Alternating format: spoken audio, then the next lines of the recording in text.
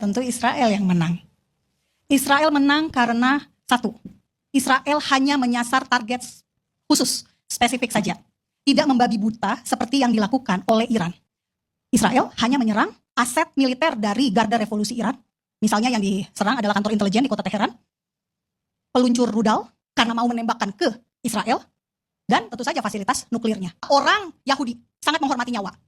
Ketika mereka mau menyerang, juru bicara IDF dalam bahasa Parsi, dia menyampaikan perintah mengevakuasi. Apa yang dievakuasi? Tentu saja warga yang berada di dekat situs yang akan dihancurkan. Israel punya satu doktrin namanya doktrin Begin, yakni setiap negara musuh yang punya senjata nuklir, maka mereka berhak, ini keputusan Israel ya Pak, mereka berhak mengambil langkah. Contoh, reaktor nuklir Irak yang dibangun dengan bantuan ilmuwan Prancis. Makanya Israel mengambil keputusan untuk menyerang sebelum terlambat.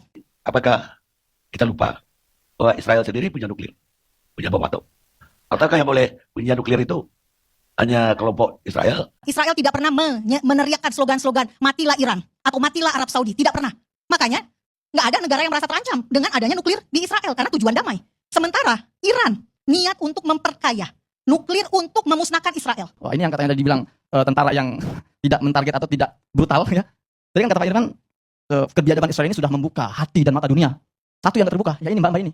Bagi dia 56.000 nyawa yang dibunuh itu, itulah target yang memang harus dibunuh gitu loh. Israel nggak bersalah apapun yang dilakukan gitu ya. Berkali-kali Netanyahu ini berkoar-koar bahwa target kami dua, gitu kan? Membuat proyek nuklir Iran ini hancur dan tidak bisa dilanjutkan dan menjatuhkan rezim. Dua-duanya gagal. Sama dengan yang di Gaza. Jangankan 12 hari lawan Iran, di Gaza sudah 20 bulan.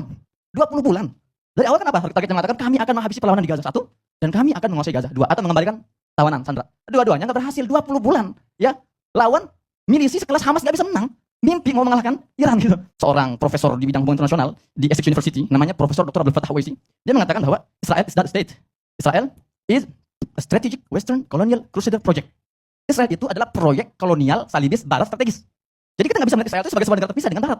Di mata Eropa dan barat itu bukan semata-mata state, karena memang dia bukan state. Dia bukan sebuah negara yang muncul secara natural seperti Indonesia misalnya. Indonesia ini negara natural, sudah ada bangsanya, sudah ada bahasanya, sudah ada areanya, hanya perlu proklamasi. Kalau Israel ini kan tanaman, proyek tanaman. Dia bukan orang Arab, makanya tidak dikatakan negara Arab, atau dia bukan juga negara Muslim, makanya dibuatlah diksi Timur Tengah, Middle East. Perdana Menteri Israel pertama, ketika ditanya oleh wartawan, Pak David, kami melihat ini kok perbatasan Israel kok dari hari ke hari semakin meluas, semakin melebar mencapai wilayah-wilayah Palestina. Apa jawaban David Ben-Gurion? Ketika ditanya, sebetulnya di mana sih batas wilayah kekuasaan Israel? Jawaban dia apa? As long as our soldier can reach, sejauh yang bisa dijangkau oleh tentara kami. Jadi kalau nanti tentara mereka bisa menjangkau Yordan, Suriah, itu jadi kekuasaan mereka. Bahkan kalau memungkinkan mencapai ke Indonesia, tentara mereka kita dijajah. Dan ketika kita dijajah, ya Mbak ini akan jadi agennya orang Israel gitu loh, mengkhianati Indonesia, nauzubillah.